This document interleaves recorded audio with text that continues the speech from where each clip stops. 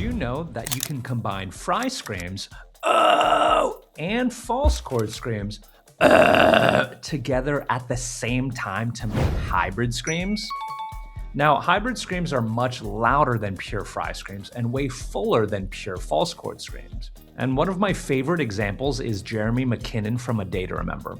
So I'm going to show you the biggest myth about hybrid screams. Then I'll show you how to do two different types of hybrid screams. The myth. So most people think hybrid screaming is some super advanced pie in the sky idea. Back when I was learning and I went to over 7 different screaming coaches and programs, they all told me that hybrid screaming was possible, but nobody went in depth. So I thought I shouldn't even concern myself with it. But here's what I didn't know. Not only is hybrid screams not that difficult to do, but that's actually what most professional vocalists are doing. You don't even need to unlock fry or false chord screams separately first. You can just go for a hybrid scream right away.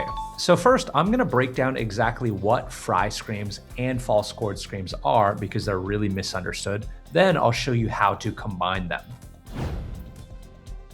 So fry screams happen when you close your vocal cords together and get them to sputter and vibrate like this.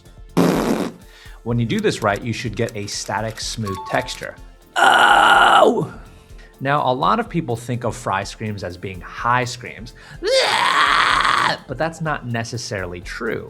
Did you know that there's actually multiple different types of fry screams? Some of them go low, oh! Some of them go high, and some of them allow you to sing with grit more easily. So next, false chord screams happen when you flap the surrounding tissues next to the vocal cords. And when you do it correctly, it should sound more rumbly, crunchy, and flappy. Oh. And you can do that high and low as well. Now here's the key thing that most people get wrong. Many people think that false chord screams need to be done while wide open. And every tutorial I watched while trying to unlock my false chord screams said, oh, in order to get this, you gotta do a deep sigh and be open. And even several coaches told me to be open. But if your goal is to do a hybrid scream, this will hold you back. Because if you think that false chord screams need to be open, then you'll never be able to combine them with fry later. So the truth is you can actually be closed in your throat while still getting your false chords to flap. So now we know about the theory of fry and false chord screams, let's show you how to actually do the hybrid scream. Now, as a heads up, if you struggle with any of what I'm about to show you, I've got a free training that goes more in depth about these screams, and it will also show you how to get free live feedback from me. So check that out if you're interested, links in the description.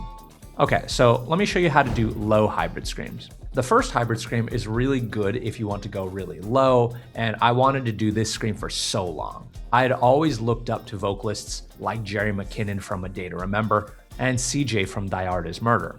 So here's how to do it. First, I want you to make this buzzing noise.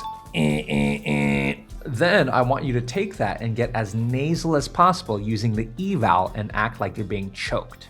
And it can even help if you put your hand to your throat to really simulate this choking sensation. If you do this right, you'll hear two things: a crunchy sound from your false chords, and a wet, smooth, gurgly sound from your fry. Putting them together, it should sound something like this. Next, you should feel no pain. Things should feel kind of satisfying. It should also not sound breathy.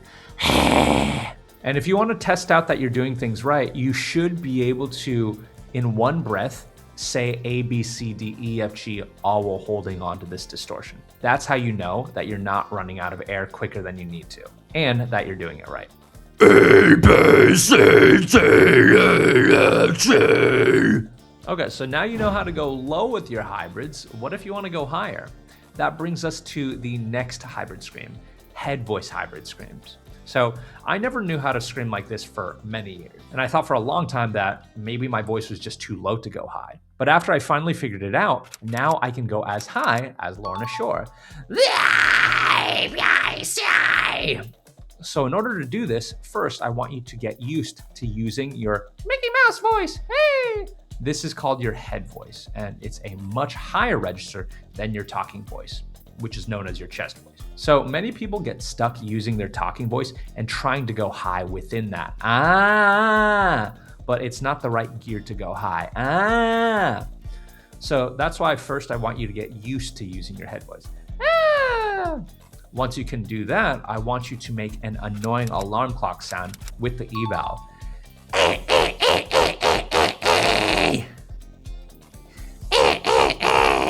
And once you're there, I want you to act like you're being choked once again.